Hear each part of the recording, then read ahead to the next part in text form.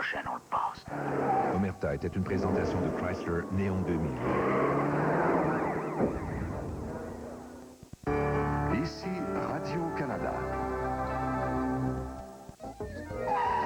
Ici, chez Meubles en Vrac, les prix sont les meilleurs, c'est garanti. Regardez bien. Avec Meubles en Vrac, vous obtenez tous les avantages d'un magasin entrepôt, avec en plus tout le service auquel vous avez droit. Cette semaine, augmentez votre espace de rangement avec cette armoire en mélamine pour seulement 99 $. Voici, vous payez moins cher chez Meubles en Vrac. Pour découvrir les plaisirs de l'hiver, la fourvoirie Sindar Lac-à-l'Eau-Claire.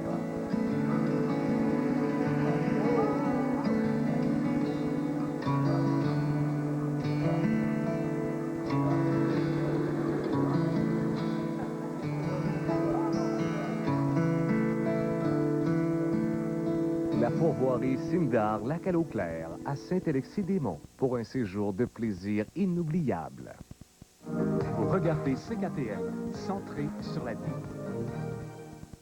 Les affaires, une présentation de CKTM Télévision. Dans un nouveau décor, Rôtisserie Fusée de Grand-Mère vous offre un service encore plus rapide et les mêmes bas prix en salle à manger et au comptoir. Félicitations à Rôtisserie Fusée pour l'ouverture de ses nouvelles succursales à Drummondville et Saint-Eustache.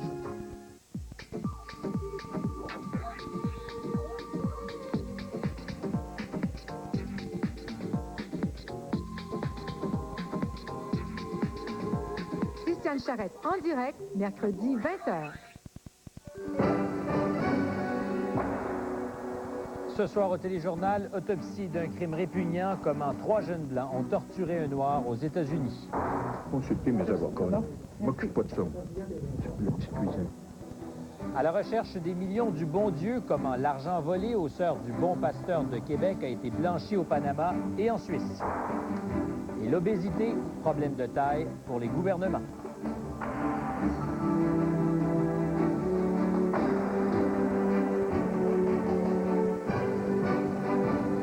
Le téléjournal avec Stéphane Bureau. Bonsoir, on commence avec un crime dont la barbarie donne des frissons. Une horreur qu'on associe mal avec l'idée qu'on se fait du progrès en Amérique du Nord. Un crime raciste qui rappelle les lynchages d'une époque qu'on croyait d'ailleurs révolue aux États-Unis. Un homme, un noir, enchaîné puis traîné derrière une camionnette sur une route de campagne au Texas, un martyr qui l'aura finalement décapité. Puis le procès d'un de ceux qu'on croyait responsables de ce meurtre s'achève. Guy Gendron raconte. Depuis une semaine, John King se présente tous les jours à son procès sous forte escorte policière, des chaînes aux mains et aux pieds. C'est justement avec une chaîne que le meurtre dont on l'accuse a été commis, un des meurtres racistes les plus révoltants en une génération aux États-Unis. Le 7 juin dernier, James Byrd s'en retournait chez lui quand il est approché par ce camion.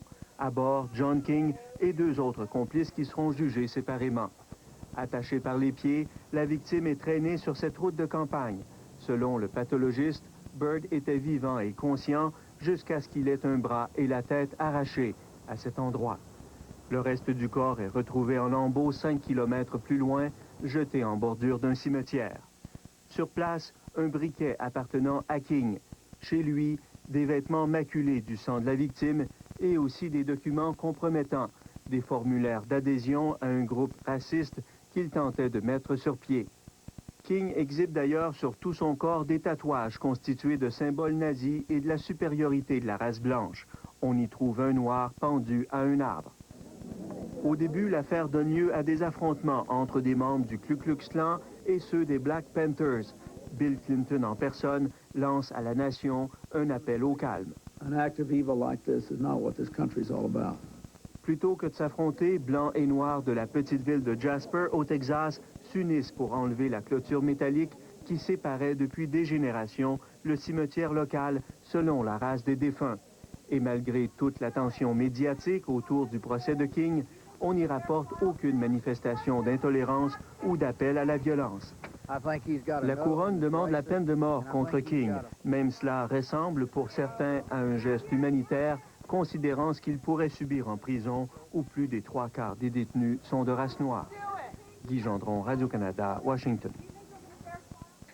Vous vous souvenez de cette énorme escroquerie qui a coûté 80 millions de dollars aux Sœurs du Bon Pasteur de Québec, de l'argent investi dans le projet immobilier du marché central de Montréal.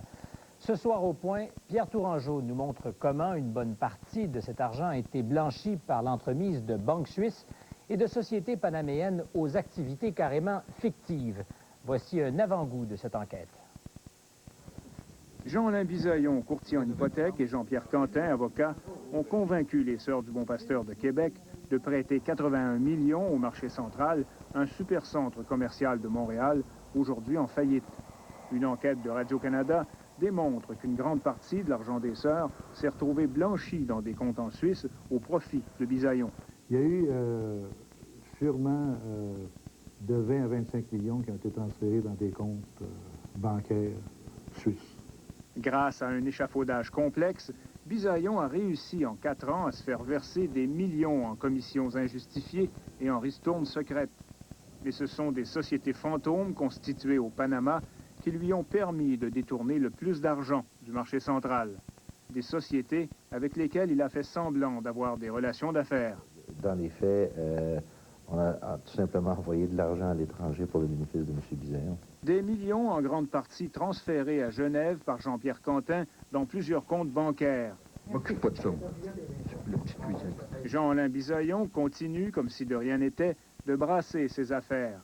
Quant à Jean-Pierre Quentin, nous l'avons retrouvé au Costa Rica, où il vit avec sa famille dans une plantation de café.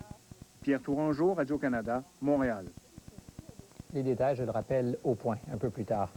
Le Québec, vous le savez, manque de médecins et la pénurie risque de s'aggraver. Avec le vieillissement de la population, les besoins en santé augmentent, c'est naturel, mais les universités ne forment pas assez de nouveaux médecins. Louise Baudouin. Une lourde tâche attend ces étudiants en médecine. Ils sont de moins en moins nombreux et il y a de plus en plus de malades. On parle des médecins, on parle des employés de soutien, on parle des infirmières. Quel est le facteur là-dedans qui fait que les urgences sont pleines? Pour ces futurs médecins, c'est inquiétant. Il faut que le gouvernement se penche immédiatement sur la question parce que former un médecin, ça prend 7 ans. Puis, et plus, là, dépendant si c'est une spécialité, ça peut aller jusqu'à 10 ans. Il manque de médecins au Québec. D'abord, il y a eu les retraites massives. Puis, il y a une majorité de femmes qui deviennent médecins. Elles travaillent moins pour s'occuper de leur famille. On n'admet plus de médecins étrangers et le gouvernement réduit les admissions en médecine. Notre système de prévision est un système qui est un peu trop étroit. Selon le Dr Vinet, il faut